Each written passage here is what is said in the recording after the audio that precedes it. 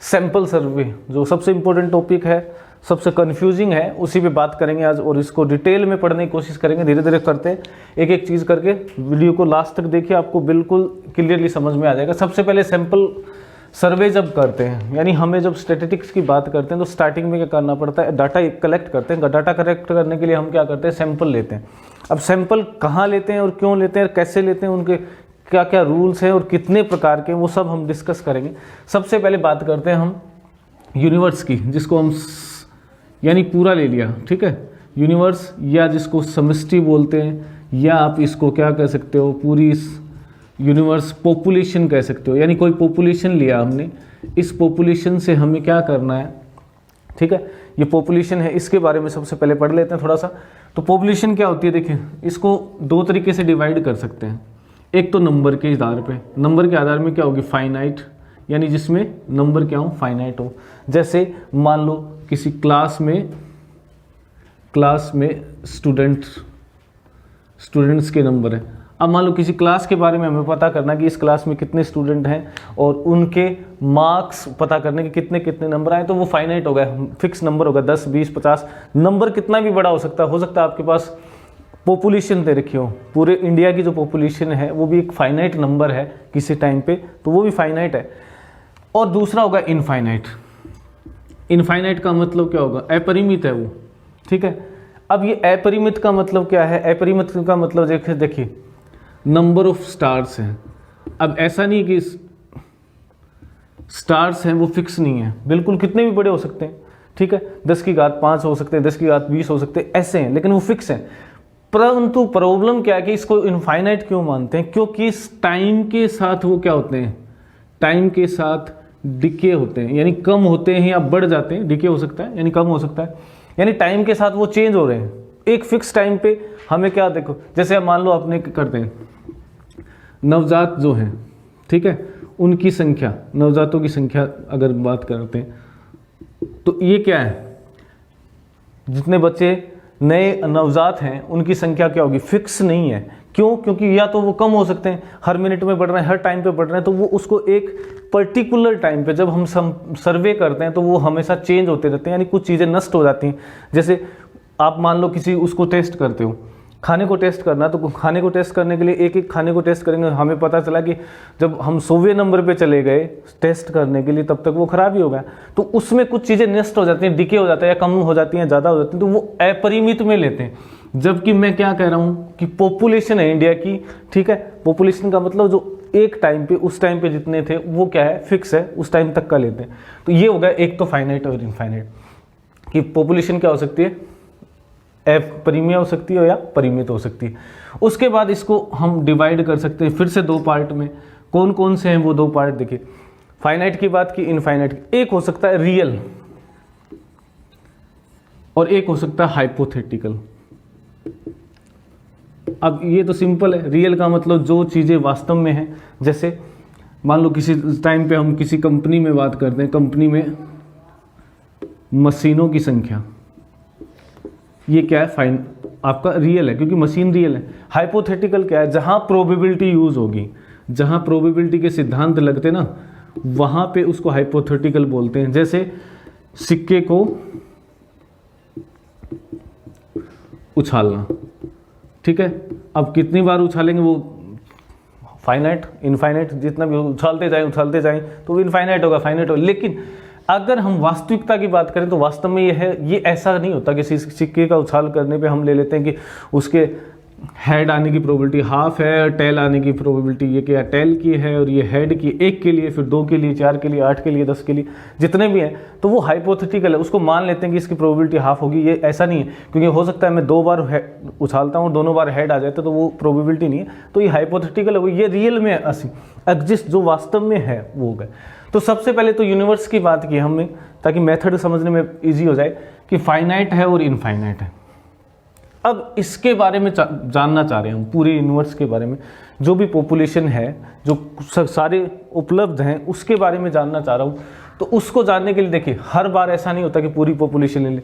मान लो हम क्लास की बात करते हैं तो सारे बच्चों को ले लेते हैं, उनकी हाइट नाप लिया, उनके मार्क्स पूछ लिए, हो गया सैंपल, सर्वे हो गया। इनफाइनाइट हो तो अब क्या करेंगे, अब हमें सैंपल की ज़रूरत पड़ती है। सैंपल का मतलब क्या है कि इस पॉपुलेशन में से कुछ सेलेक्ट कर लेते हैं, ठीक है, कुछ आइटम्स को सेलेक्ट कर लेते हैं और उस आइटम्स का जो सिलेक्शन होता है वो क्या होगा, वही हमारा सैंपल हो जाता है। इसको हम बोलते हैं सैंपल। अब ये सैंपल क्यों सेलेक्ट करते हैं, हमें जानना है किसके बारे में, पूरी सेमेस्ट्री के बारे में। लेकिन मैं चाहता हूं कि मैं पूरी सेमेस्ट्री, यानी या तो एक तो कॉस्टली हो जाएगी, एक टाइम बहुत लग जाएगा, और हो सकता है कि इनफाइनाइट पॉपुलेशन हो, तो जब तक मैं वहाँ पहुँचूँ सर्वे करने के लिए, जो भी इन्वेस्टिगेटर वो पहुँचे तब तक वो ख़त्म ही हो जाए आधे, तो उसका नहीं पता चलेगा हम, ठीक है। तो उसके लिए हम सैम्पलिंग करते हैं। अब सैम्पलिंग के लिए हम क्या करेंगे, सबसे पहले सैंपल निकालना होता है, ठीक है। अब सैंपल निकाल लिया मैंने, मान लो कोई भी साइज़ हो सकती है, उस सैंपल को 20% अनुपात के हिसाब से निकाल लिया, प्रतिशत के हिसाब से निकाल लिया। इसके कुछ रूल्स हैं। सबसे पहले तो ये क्या होना चाहिए, एडिक्वेट होना चाहिए, यानी ये सारी एडिक्वेट मतलब पर्याप्त होना चाहिए। ऐसा नहीं कि हमने पूरा यूनिवर्स था उसमें से 3 आइटम निकाल लिए और 3 से हमने सर्वे कर लिया और बता दिया कि भाई इस 3 आइटम का मीन ही है, तो ये ऐसा नहीं होगा।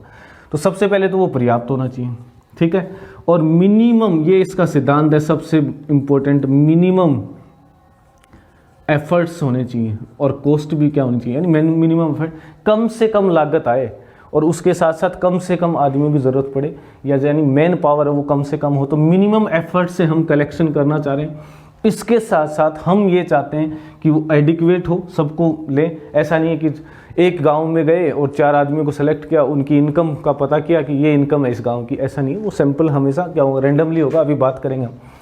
उसके साथ साथ एडिक्वेट होना चाहिए, मिनिमम एफर्ट्स के साथ होना चाहिए, कॉस्टली नहीं होना चाहिए, नॉट कॉस्टली नहीं होना चाहिए, यानी वो कम से कम लागत से आ जाए, ठीक है। पावर और टाइम के साथ टाइम सेविंग होना चाहिए, ऐसा नहीं कि 4 साल तक करते ही जा रहे हैं, ठीक है, सैम्पलिंग। तो ये कुछ प्रॉपर्टी, ये सिंपल सी चीज़ें हैं, हमें पता है। अब देखिए सबसे पहले हमें ये होगा, फिर हम क्या करते हैं, देखिए सर्वे का सबसे बड़ा काम क्या है, जो हमारी टोटल पॉपुलेशन है ना, इसको और जो हमने सैंपल लिया, इस सैंपल की हेल्प से हम चाहते हैं कि इसके बारे में पता करें। मान लो हमने कहा कि इस पॉपुलेशन ये है, इस पॉपुलेशन में सबसे पहले तो हमें पता होना चाहिए ना भाई, इसका मीन निकालेंगे, इसका भी निकालेंगे, तो इसका मीन कैसे निकलेगा। आप कह रहे हो कि इसका मीन तो सारी पॉपुलेशन को तो निकल ही नहीं सकता, ठीक है। जैसे मैं कहता हूँ कि किसी क्लास में सारे स्टूडेंट, तो सारे इंडिया में स्टूडेंट एक एक के पास तो नहीं जाएंगे ना, तो उसका मतलब क्या करूँगा मैं, इसके लिए इसको निर्धारित करते हैं पहले और इसकी हेल्प से ही करते हैं। इसको कैसे करेंगे, देखिए मैं मान लेता हूँ ये मेरा पूरा यूनिवर्स है, इसमें आइटम्स हैं, ठीक है, x1 x2 ये क्या है, आइटम्स हैं, ऐसे xn तक हैं, बहुत से। मैं एक सैंपल निकाल लेता हूँ जिसको मैंने कहा कि सैंपल नंबर 1 है। इसमें मैंने कहा कि इसके 20% ले लिए और वो 20% मान लो 50 ले लिए। दूसरा सैंपल निकाला, उसमें मैंने फिर 50 आइटम ले लिए। तीसरा सैंपल निकाला, उसमें हमने फिर 50 आइटम ले लिए। ऐसे कर करके मैंने 100 सैंपल्स लिए, यानी S1 S2 S3 और S100 तक गया। मैं 100 सैंपल बनाए और सब में कितने कितने लिए, 50-50, ठीक है। इनका मीन निकाल लिया, स्टैंडर्ड डेविएशन निकाल लिया, ठीक है, परमाप विचलन जिसको बोलते हैं, उसको निकाला। और वो उसको निकालने के बाद मैंने क्या किया, देखिए 1 मिनट, ये उसको निकालने के बाद किसका, सैंपल्स, इन सैंपल्स का मैंने क्या कर लिया, मीन निकाल लिया, ठीक है जी। उसको मीन बोला, पहले सैंपल का मीन, दूसरे का मीन, ठीक है, तीसरे सैंपल का मीन, चौथे का मीन, और ये ऐसे निकाल लिए। स्टैंडर्ड डेविएशन भी निकाल सकते हैं ऐसे। फिर मैंने कहा कि नहीं, मेरे को तो पॉपुलेशन के बारे में अभी पता नहीं चल, फिर मैं और सैंपल लेता हूँ। अब मैं क्या करता हूँ, सैंपल नंबर ले लेता हूँ 2 कि S, ठीक है, S1 ये स्मॉल से लिख रहा हूँ। इसमें मैंने कहा कि 100 आइटम लिखूँगा मैं, 100 का सिलेक्शन करता हूँ, ठीक है, फिर 100 का सिलेक्शन करता हूँ, इसका मीन, इसका सबका निकाल लिया। फिर से मैंने कितने लिए, स्मॉल s लिख रहा हूँ, 100 सैंपल लिए, उनका मीन निकाल लिया, उनको लिख दिया। देखिए पहले 100 का लिखा था, फिर नेक्स्ट 100 का लिखता हूँ x, जैसे 101 लिख लिया, उसको 102 लिख दिया, और ऐसे करके मैंने x बार हैं सबका मीन निकाल लिया 200 तक। अब इनका मीन और स्टैंडर्ड डेविएशन आ गया, तो ये एक डिस्ट्रीब्यूशन बन गया। देखिए डिस्ट्रीब्यूशन बन गया, ठीक है, जैसे फ्रीक्वेंसी का डिस्ट्रीब्यूशन होता है, सबका डिस्ट्रीब्यूशन है, ये मीन का डिस्ट्रीब्यूशन है। यानी इन सैंपल स्पेस का मीन निकाला मैंने, स्टैंडर्ड डेविएशन निकाला, ये खुद ही सैंपल है, इनके मीन और स्टैंडर्ड डेविएशन होगा, इसका भी अलग होगा, इसका भी अलग, सबका अलग है, सब सारे सैंपल्स का, उनका फिर मैंने क्या करना, डिस्ट्रीब्यूशन बनाया। अब इस पूरे का मीन का भी क्या निकाल लिया हमने, जो सैंपल लिया अलग अलग सबको नोट कर लिया, उनके मीन को, उनका एवरेज निकाल लेते हैं। और जब उनका एवरेज यानी समांतर माध्य निकाल लिया, स्टैंडर्ड डेविएशन निकाल सकते हैं आप, ठीक है। इसके साथ साथ आप चाहो तो परसेंट जो पी है जिसको हम रेशियो बोलते हैं ना, रेशियो वाले यूज़ करते हैं कहीं कहीं पे, उसको निकाल सकते हैं, स्टैंडर्ड डेविएशन निकाल लिया सब। अब देखिए इनको जब निकालते हैं, पहले के लिए दूसरे, इनको हम बोलते हैं इस यूनिवर्स का क्या मान लेते हैं, सैंपल जो सॉरी इस यूनिवर्स यानी पूरी सृष्टि का इस डिस्ट्रीब्यूशन यानी मीन, जो सारे सैंपल थे उनका मीन निकाला, उनका फिर मीन जो मीन आए उनका फिर मीन निकाल लिया, तो उस वो क्या हो जाता है, ये आपके पास इसका मीन और वो आ जाता है किसका, यूनिवर्सल का। तो यूनिवर्स का कैसे आता है, जो डिस्ट्रीब्यूशन बनाया किसका, मीन का और स्टैंडर्ड डेविएशन है, तो स्टैंडर्ड डेविएशन सबका कंबाइंड करके निकाल लिया, और उसको हमने क्या कहा कि ये जो डिस्ट्रीब्यूशन बना इसको हम बोलते हैं सैंपल डिस्ट्रीब्यूशन, एक टर्म बोलते हैं सैंपल डिस्ट्रीब्यूशन। सैंपल का मतलब होगा प्रतिदर्श, डिस्ट्रीब्यूशन का मतलब वितरण। ये है हमारा, इसको ये किसका आ गया, सैंपल डिस्ट्रीब्यूशन है, इनका जो मीन आएगा और इनका स्टैंडर्ड डेविएशन जो आएगा उसको मैं लिखता हूं म्यू से, और स्टैंडर्ड डेविएशन ये मीन है और इसको स्टैंडर्ड डेविएशन को प्रमाप विचलन है, ठीक है। और भी क्वांटिटी हो सकती है इससे रिलेटेड। ये जो निकलेगा ये हम किसका मान लेते हैं, ये इस यूनिवर्स का यानी पूरी पॉपुलेशन का मीन और स्टैंडर्ड डेविएशन है, इनको हम बोलते हैं पैरामीटर। इससे निर्धारक जिसको बोलते हैं पैरामीटर हो गए। अब एक चीज समझ में आ गई कि जब हम पॉपुलेशन की बात करेंगे ना, पूरी पॉपुलेशन की बात करें, पूरे की बात करेंगे, तो इसका मतलब मीन ये होगा, स्टैंडर्ड डेविएशन ही होगा, जिसको पैरामीटर बोलते हैं। तो फिर हमने यहाँ से जो मीन और वो निकाले थे, इनको क्या लिखूंगा मैं, इसको x1 इसके लिए मान लो, पहले के लिए x1, और इसका स्टैंडर्ड डेविएशन स्मॉल s से लिखते हैं, ठीक है। उनको क्या बोलेंगे, यानी ये तो किसका होगा, पॉपुलेशन का, और मैंने जो सैंपल बनाया ना, इस सैंपल का अगर मीन लिखूंगा तो उस मीन को तो लिख देते हैं x बार से, और स्टैंडर्ड डेविएशन को लिख देते हैं s से। ये क्या है, ये किसी सैंपल के मीन और स्टैंडर्ड डेविएशन है। इनको क्या बोलते हैं, इनको बोलते हैं एस्टिमेटर, यानी जो एस्टिमेट कर रहा है, अंदाजा लगा रहा है। अब हमें, क्योंकि ये ज़्यादा क्या हो गए, पूरे पॉपुलेशन के हो गए, कैसे निकाले, मीन का भी मीन निकाल के निकाले, तो इसका मतलब ज़्यादा अथेंटिक है। वो ज़्यादातर जो एरर है वो भी बताऊंगा मैं अभी। उसके बाद देखिए सैंपल में हमने ये वाला देख लेते हैं हम, अब इसको कंपेयर कर लेते हैं इससे कि भाई इसके आसपास ही आ रहा है, तो थोड़ी बहुत मतलब चेंज आता है, उसको एक रेंज में रख लेते हैं, इसको हाइपोथेसिस बोलते हैं, ठीक है। उस रेंज के अंदर अगर ये आ रहा है तो इसका मतलब हमारा जो ये था ना सैंपल, वो अथेंटिक है, सही है, वो एडिक्वेट है, उसके अंदर सारे गुण आ रहे हैं किसके, इस पॉपुलेशन के। ऐसे सर्वे को तो दो चीज़ें हमने कर ली। देखिए समष्टि का मतलब समझ लिया, सैंपल का मतलब, सैंपल में देखिए समष्टि के साथ तो क्या चलता है, यानी पूरे यूनिवर्स के साथ चलता है, पैरामीटर बोलते हैं। और अगर किसी सैंपल की बात कर रहे हैं तो इसको एस्टिमेटर बोलेंगे। इन दोनों में क्लियर हो गया डिफरेंस। अब देखिए जब हम इसका मीन का मीन निकालते हैं ना, तो इसको सेंट्रल थ्योरम बोलते हैं, central limit theorem. Central limit theorem क्या है कि जब सबका मीन का वो निकालेंगे तो वो ज़्यादा क्या होता है, सेंटर की तरफ चल जाता है, यानी जो हमारा जो पॉपुलेशन है वो नॉर्मली डिस्ट्रीब्यूट होगी। नॉर्मली मतलब प्रसामान्य, देखो घंटी वाला जो बनता है, ऐसे घंटी बनती है ना, उसको बोलते हैं नॉर्मल प्रोबेबिलिटी कर्व। अगर मान लो ये पॉपुलेशन भी नहीं है, पॉपुलेशन नॉर्मल नहीं है, ठीक है, पॉपुलेशन वाला नॉर्मल नहीं है, तब भी इनका ये जो वैल्यूज है ना, ये जो हमने क्या बताया था सैंपल डिस्ट्रीब्यूशन, ये हमेशा एक घंटी की तरह ही बन जाता है। इसको हम बोलते हैं क्या, ये जो सैंपल डिस्ट्रीब्यूशन है वो क्या होगा, घंटी की तरह बनेगा, यानी जिसको बोलते हैं नॉर्मल कर्व बनेगा, ठीक है, जिसको सामान्य कर्व बोलते हैं। ये कर्व बनता है किसका, सैंपल डिस्ट्रीब्यूशन। तो सैंपल डिस्ट्रीब्यूशन क्या, जितने सैंपल थे उनका मीन और स्टैंडर्ड डेविएशन निकाल के उनका सैंपल वो करना, तो डिस्ट्रीब्यूशन लिखना वही है। अब देखिए नॉर्मल कर्व, इसकी बात करते हैं। नॉर्मल कर्व है, ये नहीं है, अगर यूनिवर्स मान लो नॉर्मल भी नहीं है, थोड़ा बहुत चेंज है उसमें, ठीक है, जिसको स्क्यूनेस आ जाती है कि वो थोड़ा सा धनात्मक झुका हुआ है या दूसरी साइड इधर इस साइड झुका हुआ है या इस साइड धनात्मक इस साइड नेगेटिव होता है, वो हम फिर डिस्कस करेंगे कभी। अब देखिए नॉर्मल कर्व अगर ये नहीं है, पॉपुलेशन नॉर्मल नहीं है, लेकिन ये डिस्ट्रीब्यूशन आएगा ना, ये नॉर्मल है, ये इसी को हम बोलते हैं सेंट्रल लिमिट थ्योरम, यानी वो सेंटर की तरफ चला जाता है। और ये एक इंपॉर्टेंट कंसेप्ट है, मैं आपको बता देता हूँ कि सैंपल जो लिया, उन सैंपल्स, बहुत से सैंपल्स लिए अलग अलग नंबर्स के लिए, पहले 50 के लिए फिर 100 के लिए फिर हो सकता है 200, इनका डिस्ट्रीब्यूशन किया तो वो बन गया सैंपल डिस्ट्रीब्यूशन। इन सैंपल डिस्ट्रीब्यूशन को जब हम बनाते हैं, ड्रॉ करते हैं, तो एक नॉर्मल कर्व आता है, और ये नॉर्मल कर्व आता है, इसको क्या बोलते हैं, इस थ्योरम को बोलते हैं हम सेंट्रल लिमिट थ्योरम।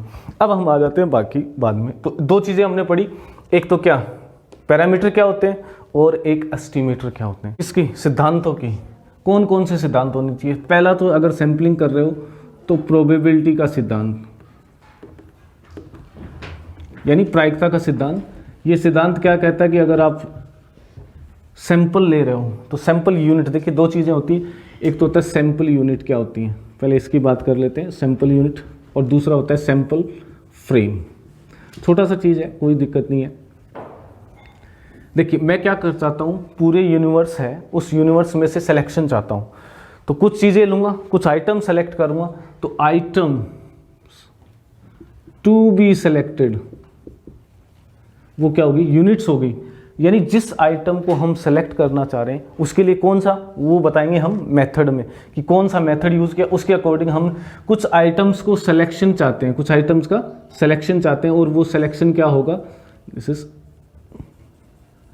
सिलेक्शन जहाँ करेंगे वो कितने, जैसे मान लो मेरे पास ये पूरा यूनिवर्स है, n आइटम्स हैं, इस n आइटम्स में मैं आइटम नंबर N28 वाला सिलेक्शन करना चाह रहा हूँ।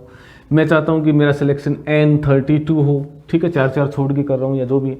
तो ये जो है इसको हम बोलते हैं सैंपल यूनिट, यानी जो पूरी पॉपुलेशन में से एक यूनिट सेलेक्ट की वो N28 हो गया, वो क्या हो गया हमारा सैंपल यूनिट बोलते हैं इसको। अब कितनी यूनिट्स हो सकते हैं, जैसे 100 का सैंपल ले रहे हैं तो 100 यूनिट होंगी, 50 का ले रहे हैं तो 50 यूनिट्स होंगी, ठीक है। उसके बाद आता है सैंपल फ्रेम। अब देखिए मैं सिलेक्शन से पहले इस पूरी यूनिवर्स को, ठीक है, हो सकता है वो अलग अलग हो, वो मेथड में हम डिस्कस करेंगे। इसमें से हम क्या चाहते हैं, सिलेक्शन करना है, तो मैं एक प्लान बनाऊंगा, ठीक है, एक्शन ऑफ प्लान की मैं किस किस को सिलेक्ट करूंगा। मैं मान लेता हूं कि सिस्टमेटिक कर देता हूं, ये मेथड है सिलेक्शन का, सिस्टमेटिक सिलेक्शन किया मैंने। क्या है वो सिस्टमेटिक, मैं कहता हूं कि आइटम नंबर 3 फिर 8 फिर, यानी 5 छोड़ के ले रहा हूं, ठीक है, 3 5 8 13 18 और ये सेलेक्ट करूंगा मैं। तो ये जो मैंने प्लान बनाया सेलेक्ट करने के लिए, ठीक है, जो मेथड बनाया या एक जो ऑब्जर्वेशन था कि अच्छा ऐसे सेलेक्ट कर लेते हैं अपने, तो इसको हम बोलते हैं, ये जो प्लान बनाते हैं, ठीक है, उसको हम बोलते हैं सैंपल फ्रेम, ठीक है, ये हो गया। अब बात करते हैं सैंपल यूनिट सेलेक्ट करना है, तो सैंपल यानी एक यूनिट निकालने की।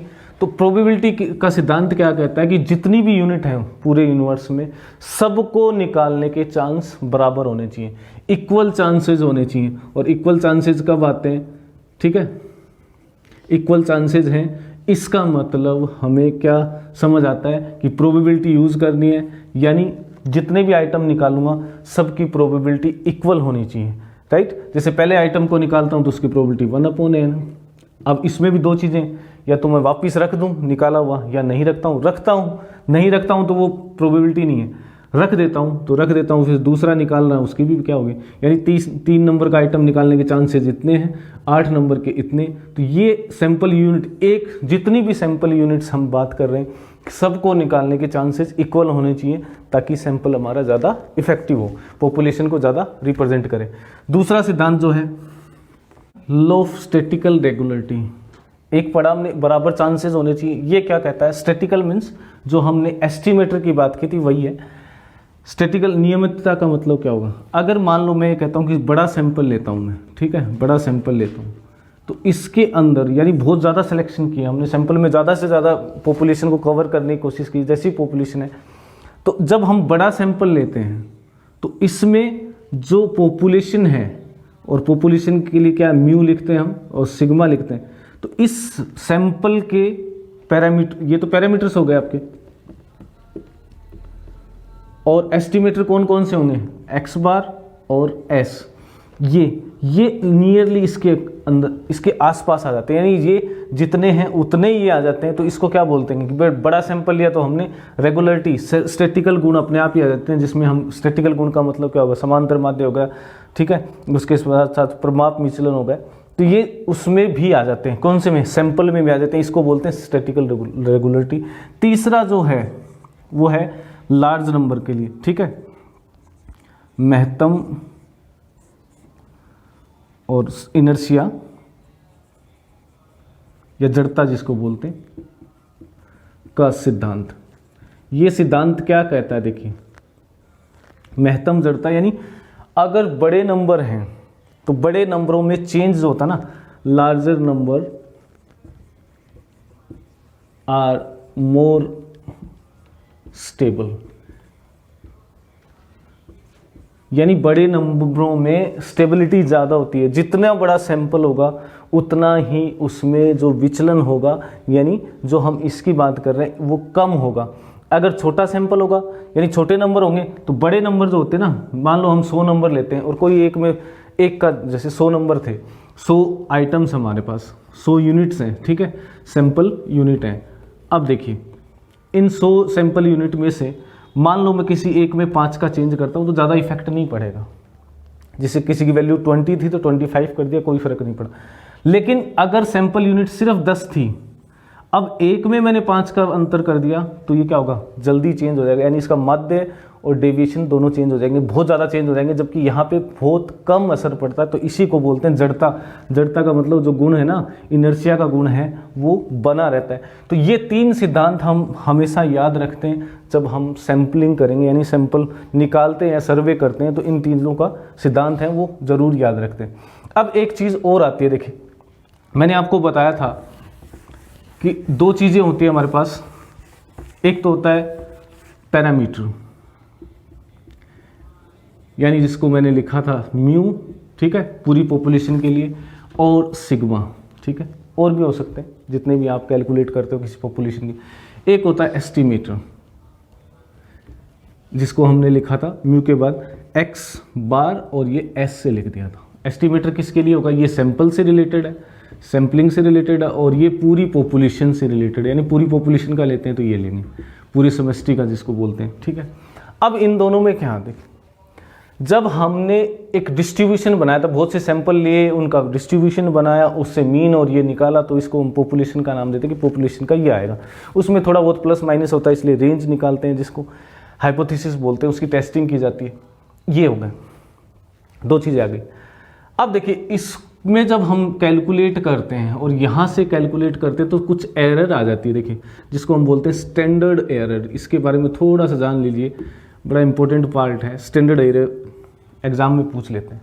अब स्टैंडर्ड एरर क्यों आई, क्योंकि हमने ये जो सैंपल लिए थे, फिर हमने एग्जैक्ट पूरी पॉपुलेशन तो कवर नहीं की थी, सैंपल से वो नए डिस्ट्रीब्यूशन बनाए और उनसे मीन वगैरह कैलकुलेट, तो उस एरर को हम बोलते हैं स्टैंडर्ड एरर। ये 3 चीज़ें हैं, देखिए, सबसे पहले किस में हो सकती है एरर, सबसे पहले हो सकती है मीन में। मीन की स्टैंडर्ड एरर होती है, उसको कैलकुलेट करने का भी आप क्या करो, जो पूरी पॉपुलेशन है उसका स्टैंडर्ड डेविएशन हो, उसमें एरर बता रहा हूँ, मीन नहीं बता रहा हूँ, और नीचे क्या कर दे, √n से डिवाइड कर दो। n क्या है, n है सैंपल साइज, कितना बड़ा सैंपल लिया आपने वो n हो गया, ठीक है। फिर दूसरा होता है आपका पास स्टैंडर्ड डेविएशन, ठीक है, प्रमाप विचलन में कितना एरर आएगा। ये तो देखिए मीन में एरर था जब हम सैंपल की बात करेंगे, और स्टैंडर्ड डेविएशन में जो आएगा वो कितना आएगा। स्टैंडर्ड डेविएशन अलग चीज़ होती है, यानी वो कितना प्रचार, जिसको अपकिरण बोलते हैं, वो बताता है। एरर क्या बताती है कि हमने एक पॉपुलेशन का लिया और एक सैंपल का लिया, दोनों में जो डिफरेंस आता है वो क्यों आता है, क्योंकि हमने क्या किया था, डिस्ट्रीब्यूशन बनाया था। तो उसको हम स्टैंडर्ड एरर बोलते हैं कि वो एरर क्या होती है, वो इसके क्या होती है, जो सैंपल साइज है उसके व्युत्क्रमण अनुपात होती है √ के। और अगर स्टैंडर्ड डेविएशन में निकालनी हो वही गलती या वही एरर, गलती नहीं बोलते, एरर, ये होगी √2n, वही होगी। इसमें जो चेंज आया वो इतना होगा, इसमें जो चेंज आएगा वो ये होगा। थर्ड बात करते हैं हम, थर्ड की, जिसको हम बोलते हैं कोरिलेशन। कोरिलेशन में भी चेंज आ सकता है और वो चेंज कितना होगा, ठीक है। उसके लिए देखिए हमारे पास फॉर्मूला है,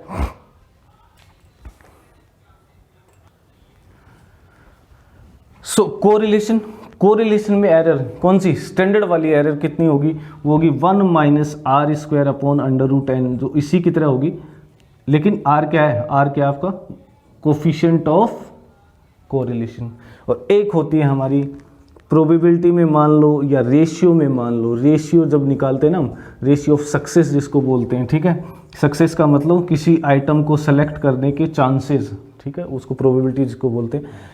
तो सक्सेस की क्या होगी, उसकी भी प्रोबेबिलिटी निकाल सकते हैं, ये होगी p q upon under root n. P q क्या है, पी क्या है प्रोबेबिलिटी ऑफ सक्सेस है, क्यू क्या है प्रोबेबिलिटी ऑफ फेलियर है, अपॉन अंडर रूट एन। तो ये स्टैंडर्ड एरर होती है, ये थोड़ा सा ध्यान रखना। एक स्टैंडर्ड किसके लिए, किसकी वजह से हो रही है, सैम्पलिंग की वजह से जो एरर होती है वो होगी स्टैंडर्ड एरर। और वो कौन सी होगी स्टैंडर्ड एरर किसकी, सबसे पहले मीन की वैल्यू ये होगी, याद रखना एग्जाम में पूछ सकते हैं कि मीन वाली स्टैंडर्ड एरर क्या होगी, ये अंडर रूट एन आएगा, यानी एन के वर्गमूल के व्युत्क्रमानुपाती होती है। ये 2n आता है किसमें, स्टैंडर्ड डेविएशन में जो आएगा तो वो और कम हो जाती है, क्योंकि 2 से और डिवाइड कर दिया, डबल n ले लिया। कोरिलेशन में क्या होगी 1 माइनस आर स्क्वायर, आर क्या है आपके पास, आर कोफिशिएंट ऑफ कोरिलेशन है 1 minus r upon under root n. ये और एरर है, ये वैल्यू नहीं है उसकी। और रेशियो के लिए होगी वो p q upon under root n होती है, यानी हमारा जो स्टैंडर्ड डेविएशन है उसमें रूट एन का भाग देते हैं, अगर मीन है तो इसमें 2n का, और इसमें ये। तो ये एक पूछ लेते हैं आपकी स्टैंडर्ड एरर किसमें, मीन में कितनी होगी। सैम्पलिंग की वजह से जो एरर होती है, सैम्पलिंग किसको बताया मैंने जब सैंपल डिस्ट्रीब्यूशन की बात कर रहे थे, कि पूरा सैंपल्स लिए उनका सबका डिस्ट्रीब्यूशन लिखा और उसके बाद हमने क्या किया, कैलकुलेट किया, जिसको पॉपुलेशन का माना था। अब हमारा जो बचता है नेक्स्ट, वो बचता है कि सैंपल्स के टाइप्स क्या होते हैं, सैम्पलिंग कैसे कैसे कर सकते हैं पॉपुलेशन के आधार पे, कि जैसी पॉपुलेशन होगी वैसे ही सैम्पलिंग होगा। वो हम नेक्स्ट वीडियो में करने वाले हैं, टाइप्स ऑफ सैम्पलिंग।